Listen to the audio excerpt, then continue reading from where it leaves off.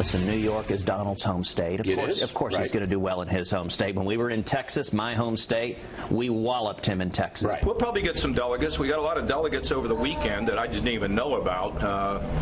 South Carolina, Georgia. We did well in Indiana and Michigan. Sort of the untold story. You could vote for yourself. What was that like? It was a great moment. I mean, it was really something very special. And we're really working very hard. We want to make America great again. It feels great, and I am so excited about both campaigning here in New York, voting here in New York, and I love New York. Secretary Clinton implied that she could wrap up the whole nomination today.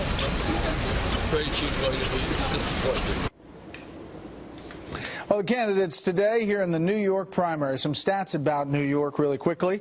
There are almost 5.8 million registered Democrats across the state of New York. 53% of all registered New York Democrats reside within New York City. There are about 2.7 million registered Republicans. 17% of all New York Republicans reside in New York City. That's setting the table for tonight. Let's bring in our panel. Tucker Carlson, host of Fox and Friends Weekend, Catherine Rampell, opinion writer at The Washington Post, and Dana Perino, co-host of The Five. All right, Tucker, we heading in the adopted home state of Hillary Clinton, the home state of Donald Trump. They seem poised for big nights. What are you seeing from the exit polls, and what do you think about today? Well, I mean, I think the rough outlines, what we thought was going to happen, will be proved true probably by night's end. I think it's going to be a pretty early night, judging by these numbers anyway. What jumps out at me is the future of the Democratic Party, and it's Bernie Sanders. Once again, Sanders has swept, not just carried, but swept overwhelmingly people under 30, under 45 actually. This mirrors what you've seen in state after state, in primary after caucus, across the Democratic contests. And it tells you something really simple, which is, you want to know what the party's going to look like? 10 years from now, look at these numbers. This is really the last stand of the old Democratic establishment, which is basically rooted in identity politics. Look like me, vote for me. He's got an economic message that really is their future, and it's a pretty radical one, but it's real and it's not going away. Catherine, I mean, on the Republican side, we're looking to see if Ted Cruz and John Kasich can get any delegates out of New York, because it is all about the math. Yeah, the numbers so far suggest that Trump is going to sweep the overall state numbers. So he'll get a majority of the state, which means that he'll get all of the state-level delegates. We don't have the numbers for the individual congressional districts, so there's still a chance that the other candidates could eke out some delegates on that level. Yeah. Dana, what does this mean in the big picture, do you think, in this race for the nomination? Well, I agree with what Tucker was saying about looking at the Democratic Party. I do think it's going to be easier for them to heal and get behind Hillary Clinton if she is the nominee. The Republicans, that's not going to be as easy. In the exit polls, you see a significant number of people on the Republican side saying that if Trump's the nominee, I won't vote for him in the general. Same for Ted Cruz. Same for John Kasich. This is a Republican Party that is deeply divided. We've had about 2 weeks between the votes. It's been a kind of a slower month. It's about to pick up, and I think that the divisions are only going to continue.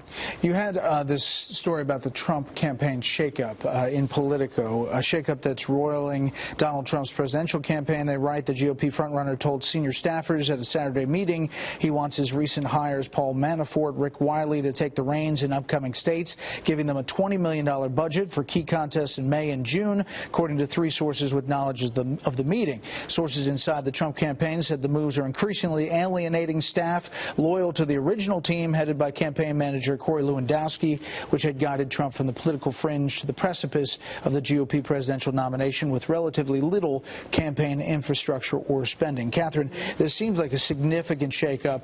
Paul Manafort seems to be the guy driving the train. Yes, so the previous leadership was the leadership that said, let Trump be Trump, let him be inflammatory, let him do his thing, let him charm the masses. The new crowd that's in, they're much more about how do we actually win this thing, how do we get a ground game, because they're just getting trounced behind the scenes in terms of, you know, Ted Cruz being able to pick up delegates who are not bound to the vote. They need more of that sort of professional, networked insider game. Look at the spending. I'm going to put up a graphic here, Tucker. New York spending, you've got Team Sanders at $5.6 million, Team Clinton at $2.8 million, and the rest of the Republicans, $480, $467. Team Trump, $67,000. That's it from the campaign. I know people have spent more on spring break last year. I mean, he spent no money. And so this sort of gives a lie to the analysis that, you know, one team is being replaced by another in the Trump world. There was no other team. I mean, the Trump campaign wasn't a campaign. It was one man and an iPhone and a series of instinctive moves. Corey Lewandowski was never the campaign manager in a traditional sense. He was the body man. A campaign manager is back behind a desk thinking through strategy. No one was doing that. And the truth is they woke up and realized, and that all worked, by the way. Yeah.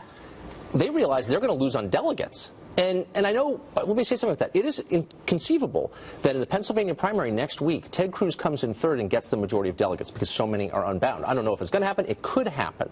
Now, those are the rules, and Trump should have known that, and he should have had a staff in place to take advantage of those rules. But the Republican Party and its officials don't need to defend that system because it's impossible to defend because it's inherently anti-democratic. Somebody needs to represent the middle class. It doesn't need to be Trump when this is all over. But it's going to be hard for the party to do that if they are on the side of undemocratic election processes like these. Yeah. So, Dana, you know, the Trump talking point is that it's a rigged election. It's rigged. This whole process is rigged. He's saying that a lot on the trail, and it seems to be firing up his loyal base.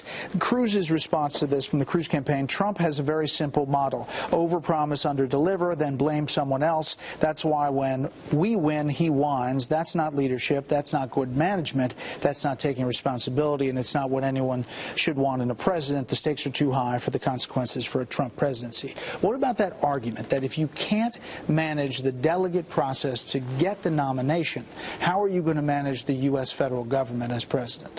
I have to say, from a PR perspective, I think that both campaigns are putting forward their best arguments.